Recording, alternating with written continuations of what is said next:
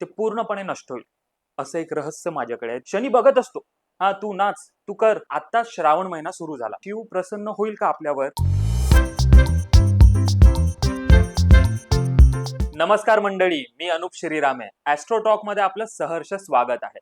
आज आपण अशा विषयावर बोलणार आहे की ज्याच्याने तुमच्या जीवनात वागण्यात आणि मनामध्ये विचारांमध्ये चांगला परिणाम होणार आहे.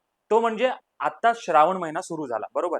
श्रावण महिना म्हणजे काय, तर आपण शिवाची आराधना करतो, महादेवाची पूजा करतो, शंकराचा जप करतो. म्हणजे आध्यात्मिक गोष्टी करून आपण शिवापर्यंत जातो, शिवप्राप्ती करतो.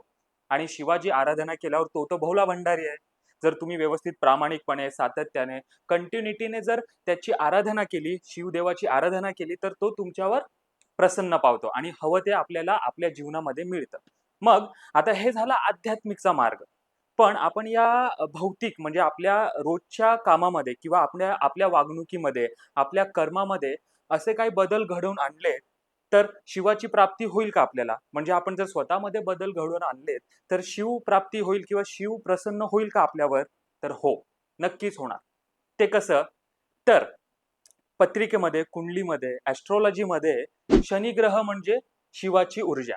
म्हणजे जे आपले शंकर भगवान आहेत, शंकर देव, शिव, महादेव आहेत, त्यांची ऊर्जा म्हणजे त्यांची जी काही ऊर्जा आहे, जे ते आहेत, त्यांच्या ऊर्जाला मॅच होणारा ग्रह म्हणजे शनिग्रह. बरोबर. मग आता शनिग्रह काय आहे? तर तुम्ही समजा शनिग्रह आणि महादेव, शिव यांची ऊर्जा एकच आहे. तुम्ही जर यांचे कॅरेक्टरिस्टिक किंवा अ, ते कसे काम करतात हे जर जाणून घेतलं ना, तर सिमिलरली ते एकच प्रकारे काम करतात. तर शनिग्रह म्हणजे कोण आहेत पत्रिकेमध्ये? तर शनी म्हणजे आहे न्यायाधीश, प्रामाणिकपणा. जो कंटिन्युटी काम करतो किंवा जो प्रामाणिकपणे रोज सातत्याने काम करतो, तर त्याच्यावर शनिग्रह हे प्रसन्न असतात. म्हणजे त्यांना शनीचा प्रकोप होत नाही त्यांच्यावर. त्यांना शनीची साडेसाती येऊ द्या किंवा महादशा येऊ द्या, कुठलाही त्यांना त्रास होत नाही. का? कारण ते प्रामाणिक आहे. ते कोणाचंही वाईट करत नाही. कोणालाही लुबाडून, लुटून, कोणाचंही मन मारून स्वतःचा स्वार्थ बघत नाही. अशा लोकांना शनिग्रह काही करत नाही. मग आता तुम्ही शिवाकडे बघा, महादेवाकडे, शंकराची ऊर्जा बघा. शंकर पण भोला आहे. बरोबर. आपण जर प्रामाणिक असू, रोज नियमाने जर शंकराची, महादेवाची सेवा केली, तर एक दिवस शंकर महाराज आपल्यावर, शंकर देव आपल्यावर प्रसन्न होतो. बरोबर. कारण का? तर शंकर महादेवाला आपली कंटिन्युटी म्हणजे सातत्य तो बघतो.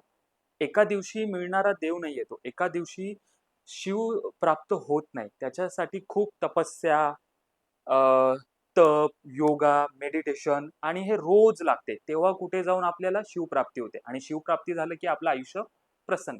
सेम शनिग्रह. शनिग्रह न्यायाधीश आहे. जो प्रामाणिकपणे रोज सातत्याने काम करतोय, त्याच्यावर शनिग्रह प्रसन्न राहतो.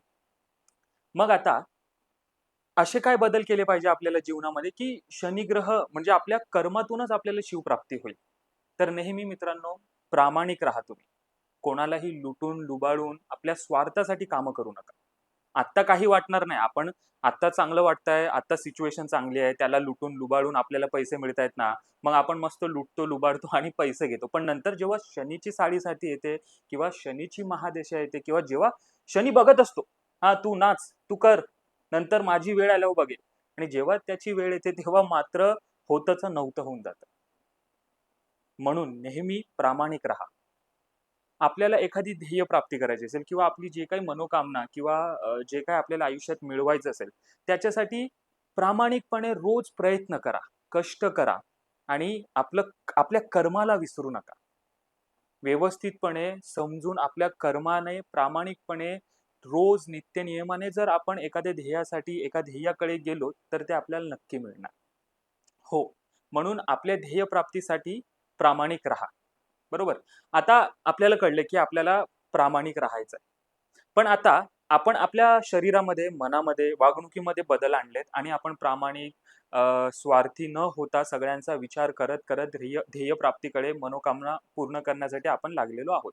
पण मग असे काहीतरी लोकं असतील ना, की जे शनिग्रहाला रिप्रेझेंट करतात किंवा महादेवाला पण रिप्रेझेंट करतात. म्हणजे तुम्ही बघत असाल, की महादेव म्हणलं तर कोण आले? भूत, गण, जिसका कोई नहीं उसका भोला है, असं म्हणलं जाते. कारण त्यांना खरंच मार्ग मिळत नाही. जे आत्ता रागिष्ट आहे किंवा त्यांना काय करायचं कळत नाहीये किंवा खूप दुष्कर्म त्यांच्याकडून होत असेल, मग ॲट द एंड जेव्हा त्यांना रिअलाईज होते तेव्हा ते कोणाकडे जाणार? तर त्यांच्यासाठी महादेव आहे. बरोबर. म्हणजे की जे लोकं ज्यांच्याकडे म्हणजे जे कोणाकडेच जाऊ शकत नाहीत, ते सगळे महादेवाकडे जाऊ शकतात. महादेव सगळ्यांचा आहे. तशासारखंच शनी ग्रह म्हणजे कोण? तर शनी ग्रह म्हणजे असे लोकं जे मजदूर आहेत, जे लेबर आहेत, जे आपल्या घरी काम करायला मेड किंवा नोकरानी वगैरे येते, ती असेल. म्हणजे आपल्या स्टेटसपेक्षा जे खालचे स्टेटसचे लोकं आहेत, म्हणजे गरीबही म्हणू शकतो किंवा विचारांनी पण म्हणू शकतो आपण. म्हणजे लो लेव्हल आहे, की ज्यांना काहीतरी तडफड आहे. त्यांच्या जीवनात रोज धडपड, रोजची काहीतरी धडपड. म्हणजे रोजच्या धडपडीमध्ये जे लोकं अडकलेले आहेत, ते लोकं म्हणजे शनिग्रहाला रिप्रेझेंट करतात. जर आपण त्यांची अ, त्यांना म्हणजे जर त्यांना गरज असेल तेव्हा आपण त्यांची मदत केली किंवा त्यांना काही दान दिलं किंवा त्यांच्याशी चांगले संबंध ठेवले, चांगल्या प्रामाणिकपणे बोललोत आपण, म्हणजे आपला ॲटिट्यूड, इगो बाजूला ठेवून जर त्यांच्याशी व्यवस्थित बोललो, तर आपला शनिग्रह स्ट्राँग होतो. जर आपल्याला आपल्या कर्मातून, आपल्या वागण्यातून जर शिवप्राप्ती आणि शनीला जर नीट करायचं असेल, तर आपण नेहमी प्रामाणिक राहायला पाहिजे. कोणाचीही जो गरजू व्यक्ती आहे किंवा जो कमजोर व्यक्ती आहे, त्या लोकांना फसवून, त्यांना लुबाडून आपलं स्वार्थच फक्त बघू नका. सगळ्यांचा विचार करा आणि शनिग्रह हा जरा स्लो आहे. म्हणजे हळू कर्म केल्यावर आपल्याला फलप्राप्ती होते. त्याच्यामुळे मला एका रातून यश मिळू दे किंवा एका रातून सगळं मिळू दे, हे राहूचे कॅरेक्टरिस्टिक झाले. म्हणजे राहू असा विचार करतो. तर तो विचार करू नका. हळू आपल्या ध्येयासाठी, प्राप्तीसाठी जे पाहिजे, जी मनोकामना आहे त्याच्यासाठी हळू प्रयत्न करत राहा. कंटिन्यूटी ठेवा, सातत्य ठेवा.